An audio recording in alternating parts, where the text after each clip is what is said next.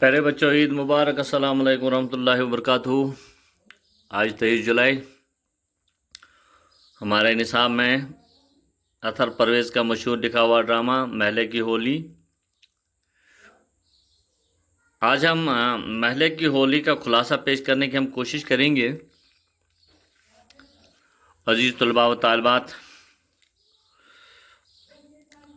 अतर परवेज़ के ड्रामे महले की होली की जो है, इनके 5 सीन हैं। यानी कि महले की होली के 5 सीन हैं। पहले सीन में ड्रामा शुरू होते ही सूत्रधार पंडित जवाहरलाल नेहरू की वसीयत पढ़ते थे, जिसके मुताबिक गंगा भारत की अहम नदी है और ये कदीम हिंदुस्तानी तहजीब की निशानी है। इतना ही नहीं बल्कि ये पुराने वक्तों से बहती चली आती है और मुस्तकबिल की राह पर गमज़न है। चूँकि मुस्तकबिल जो है उसकी राह पर ये गमज़न है गंगा। सूत्रधार ये वसीयत पढ़ रहा था कि मिट्टी के अंदर मिट्टी जो है अंदर दाखिल होती है और कहती है कि मेहमान ड्रामा देखने आ रहे हैं और तुम वसीयत पढ़ रहे हो। सूत्रधार भूल गया है कि उसने ड्रामे का इश्तिहार लगाया है। मिट्टी और सूत्रधार फैसला करते हैं कि वो खान साहब और लाला जी की दोस्ती पर ड्रामा करें। चुनांचे लोग ड्रामा देखने के लिए आ जाते हैं। सूत्रधार उनको हिंदुस्तान के बड़े शायर टैगोर के बारे में बताता है कि उन्होंने अपनी किताब ग्रेटर इंडिया में लिखा है कि हिंदुस्तान की तारीफ सिर्फ हिंदुओं की तारीख नहीं, हिंदुस्तान सिर्फ हिंदुओं की ही नहीं और ये इनकी तारीख ही नहीं, बल्कि सदियों पहले मुसलमान यहाँ और अपनी मजहबी और तहजीबी मीरास लेकर आए हैं और वह यहीं का हिस्सा बन गए। सभी मज़ाहिब के लोगों को यहाँ मिलकर ज़िंदगी गुजारना है। इसी दौरान खान साहब के घर की औरतें आती हैं। सुशीला खालदा को खुश आमदीद कहते हैं। खालदा की अम्मी भी साथ है। खालदा बताती है कि वो लाला चचा के स्वेटर का नाप लेने आई है। वो अपने वालिद और चचा के लिए एक ही किस्म का स्वेटर बुनना चाहती है। खालदा की उम्मी लाला जी को बताती है कि शहबाज खान ने इतवार को नेहरू पर पिकनिक के लिए जाने का प्रोग्राम बनाया है। लाला जी भी तैयार होते हैं। उसके बाद फिर इस ड्रामे का दूसरा सीन शुरू हो जाता है। दूसरे सीन में लाला जी घर से बाहर जाने की तैयारी कर रहे हैं। वो खालदा की बनाई हुई स्वेटर पहनकर बिल्कुल निकल रहे होते हैं कि मीर साहब आ जाते हैं। वो लाला जी से उनके दोस्त शहबाज खान की शिकायत करते हैं और कहते हैं कि उन्होंने बताया कि वो लाला जी के घर का खर्च चलाते हैं।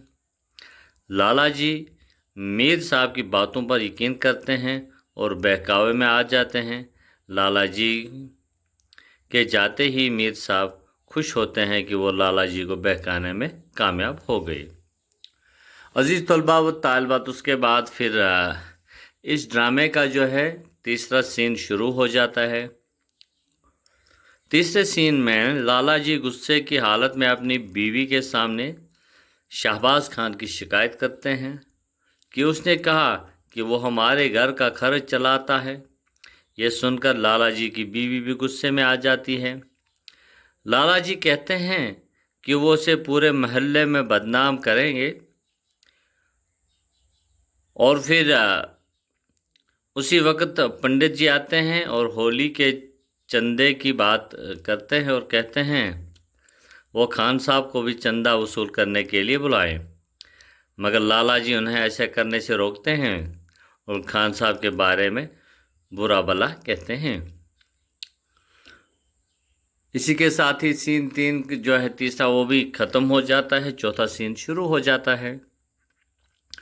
चौथे सीन में स्टेज पर एक लकड़ियों का ढेर है। सूत्रधर परेशानी की हालत में आता है और मिट्टी से कहता है कि बना बनाया खेल खराब हो गया, हमारे दोनों एक्टर्स के बीच झगड़ा हो गया। लाला जी ने खान साहब को होली कमेटी से अलग कर दिया है और उनसे होली के लिए चंदा भी नहीं लिया। और इतने में खान साहब और लाला जी के घर की औरतें एक दूसरे के सामने से गुजरती हैं, मगर न आपस में बात करती है और न एक दूसरे की तरफ देखती हैं।